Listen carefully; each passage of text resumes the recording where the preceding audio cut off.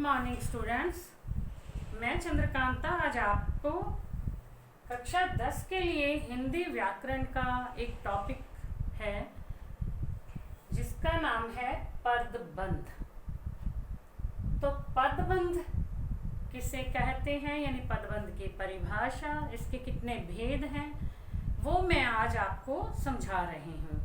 तो इससे पहले के वीडियो में बच्चों मैंने आपको वर्ण, शब्द और वाक्य, पद सबके बारे में विस्तार से समझाया है। आप पहले यदि वो वीडियो देखोगे तो उसके आधार पर फिर जो है आपको पदबंध समझ में आ जाएंगे, मतलब उसके आगे हम पदबंध करेंगे। तो इससे पहले मैं आज आपको शब्द और पद किसे कहते हैं, शब्द, पद, पदबंध। तो सबसे पहले बच्चों शब्द की परिभाषा, जब स्वतंत्र रूप से प्रयुक्त होता है शब्द, ठीक है, उसे हम क्या कहते हैं कि जब शब्द बिल्कुल स्वतंत्र रूप से प्रयुक्त होता है तथा वाक्य के बाहर होता है, वो किसी वाक्य में नहीं होता है, तब वह शब्द कहलाता है। अब जैसे यहाँ पे ये लिखा है अयोध्या, अयोध्या ये अलग शब्द है, राजा ये अलग शब्द है, दशरथ ये अलग शब्द है, तो ये भी किसी वाक्य में नहीं है। तो ये क्या है, शब्द हैं। कौन कौन से, जैसे हम कहें अयोध्या, राजा, दशरथ, तो ये अलग अलग शब्द हैं। जब तक ये स्वतंत्र होते हैं तब तक ये शब्द होते हैं, लेकिन यही शब्द जब वाक्य में प्रयोग किए जाते हैं, ठीक है, वाक्य में यानी कारकीय विभक्तियों के साथ वाक्य में इनका प्रयोग किया जाता है। कारक के 8 भेद हैं, उनकी जो विभक्तियां हैं, ठीक है, कर्ता, ने, के, से, के द्वारा, के लिए, तो वो जो विभक्तियां साथ में लग जाती हैं यानी व्याकरणिक नियमों में बंध जाते हैं, तब वो पद कहलाते हैं। जब शब्द व्याकरणिक नियमों से बंध जाते हैं और वाक्य में प्रयोग किए जाते हैं तब वो शब्द कहलाते हैं, यानी शब्द तो स्वतंत्र होते हैं। अब जब उनकी स्वतंत्रता खत्म हो जाती है, एक वाक्य में प्रयोग कर दिए जाते हैं, तो उसे पद कहते हैं, ठीक है। अब कई पदों के योग से बने वाक्यांश जो एक ही पद का काम करते हैं, छोटे छोटे वाक्य होते हैं, कई पदों के मिलने से बनते हैं, लेकिन वो एक ही वाक्य का काम करते हैं, तब वो क्या करते हैं, पदबंध। कई पद आपस में बंध जाते हैं, मिल जाते हैं, उन्हें पदबंध कहते हैं। अब जैसे ये ना, अयोध्या के राजा दशरथ बड़े प्रतापी थे, ठीक है। अब इसमें जो है पद कौन से, जैसे हम कहें कि अयोध्या के राजा दशरथ बड़े प्रतापी थे। अब जो देखो ये इसमें 3 पद हैं, ये पद आ गए। अब इसमें अब कौन है, अयोध्या, राजा, दशरथ, ये संज्ञा है, तो ये संज्ञा का काम कर रहे हैं। ये पद, ये वाले जो शब्द हैं, ये पद संज्ञा का काम कर रहे हैं, इसलिए ये संज्ञा पदबंध हो गए हैं। अब इसी तरह से आप तो बहुत बड़े धार्मिक आदमी हैं, इसमें भी 3 पद दिए हैं, यानी बहुत बड़े धार्मिक। अब ये आदमी जो है क्या है, आदमी संज्ञा है, और इसकी संज्ञा की विशेषता, इस आदमी की विशेषता क्या बताई है कि ये बहुत बड़ा धार्मिक है, ये धर्म को मानने वाला है, यानी आदमी की विशेषता बता दी। तो संज्ञा की विशेषता बताई है ना, तो ये क्या हो गया, विशेषण पदबंध हैं। अब आगे हम पढ़ते हैं पदबंध के भेद कितने हैं। तो बच्चों पदबंध के 5 भेद हैं। नंबर 1 संज्ञा पदबंध, नंबर 2 सर्वनाम पदबंध, नंबर 3 विशेषण पदबंध, नंबर 4 क्रिया पदबंध, और नंबर 5 क्रिया विशेषण पदबंध। अब सबसे पहले तो संज्ञा, सर्वनाम, विशेषण, क्रिया, क्रिया विशेषण, इसकी परिभाषा मैं आपको वैसे संक्षेप में थोड़ा समझाती हूँ, तभी तो आगे आप समझ पाओगे। संज्ञा किसे कहते हैं? किसी भी स्थान, व्यक्ति या किसी चीज के नाम को संज्ञा कहते हैं। ये नहीं हम बिल्कुल सिंपल भाषा में बोले, किसी भी चीज के नाम को संज्ञा कहते हैं। और सर्वनाम किसे कहते हैं? जो शब्द संज्ञा के स्थान पर प्रयुक्त होते हैं। अब जैसे राम जाता है, संज्ञा होगी, राम संज्ञा है, संज्ञा के स्थान पर जो शब्द प्रयोग करेंगे वह जाता है, ये वह सर्वनाम है। विशेषण, जो शब्द संज्ञा और सर्वनाम की विशेषता बताते हैं, ठीक है, उसे क्या बोलते हैं? विशेषण, उसे विशेषण कहते हैं। और क्रिया, जिसमें किसी काम का होना पाया जाता है, जिस पद में किसी कार्य का होना पाया जाता है, किसी कार्य के होने का बोध होता है, वो क्रिया होती है। और क्रिया विशेषण पदबंध, जिसमें किसी काम की विशेषता बताई जाती है। अब हम कहते हैं राम चलता है। अब राम का काम क्या है? चलना, वो चल रहा है। तो संज्ञा की यानी विशेषता बता दी राम की कि वो चल रहा है। अब वो काम कर रहा है यानी क्रिया क्या हुई? चलना। अब हम कहें कि राम धीरे धीरे चल रहा है, तो अब चलना की विशेषता क्या हो गई? धीरे धीरे, तो वो हो जाता है क्रिया विशेषण पदबंध। तो अब पहला संज्ञा पदबंध, इसमें मुख्य जो है संज्ञा पद होता है और अन्य जो पद होते हैं वो उस पर आश्रित होते हैं। अब जैसे 4 ताकतवर मजदूर उस भारी सामान को उठा लाए, ठीक है। अब ये मुख्य पद जो है ना संज्ञा है, 4 ताकतवर मजदूर। अब आपके जो पेपर में आता है तो नीचे रेखांकित किया होगा उस पंक्ति को, उस शब्दों को, ठीक है। अब जहां तक किया है देखो, 4 ताकतवर मजदूर, मजदूर तक रेखा खींची हुई है नीचे, यानी ये संज्ञा हो गई, संज्ञा पद है।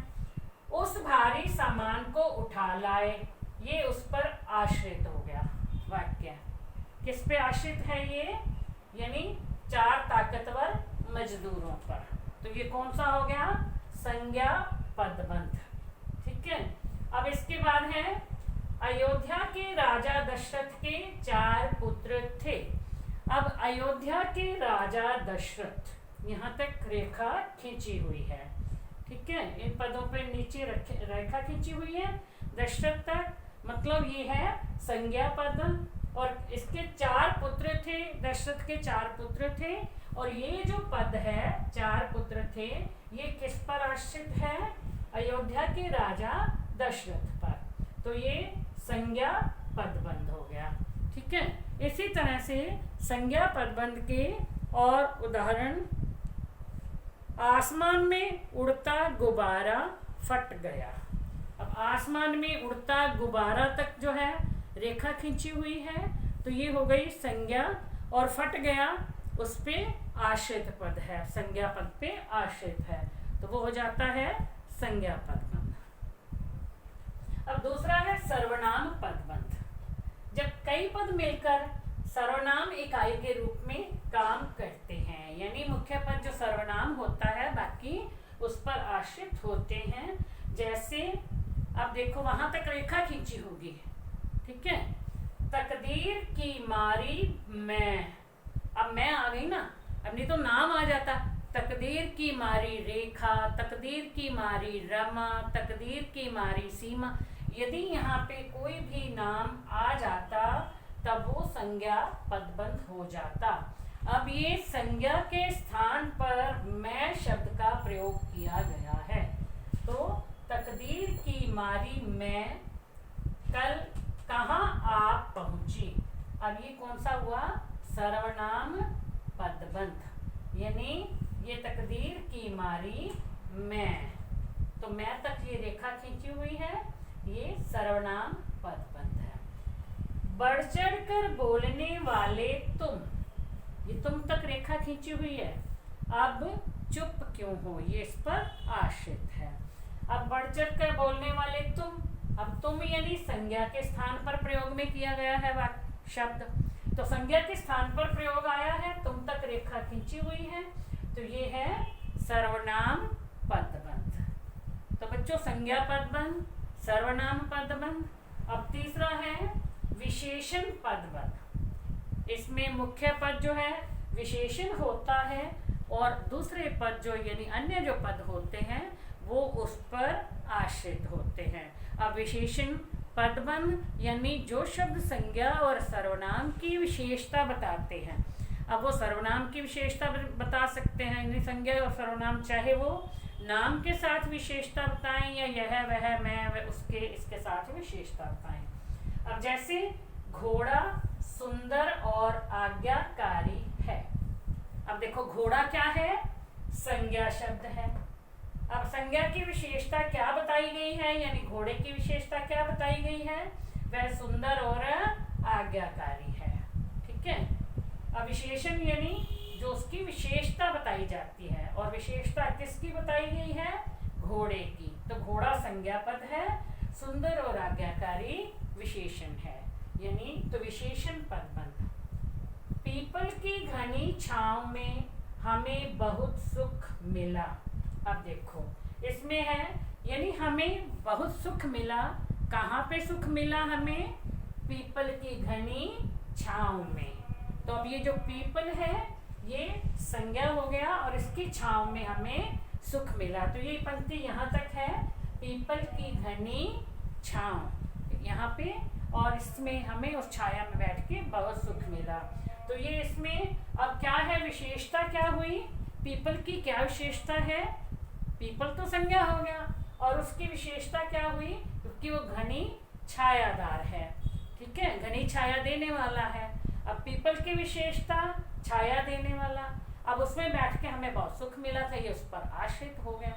ठीक है। अब आ जाता है क्रियापद बंध, जिसमें किसी कार्य के होने का बोध हो, यानी किसी काम के होने का पता चलता है। अब इसमें क्या होता है, शेष में यानी मुख्य जो है वो क्रिया होती है, अन्य पद उस पर आश्रित होते हैं। अब कोई भी काम जो हो रहा है मेन वही होता है, भी काम क्या हो रहा है। जैसे वह लड़का चलता जा रहा है।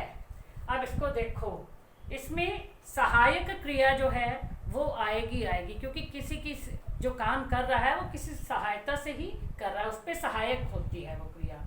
अब वह लड़का चलता जा रहा है।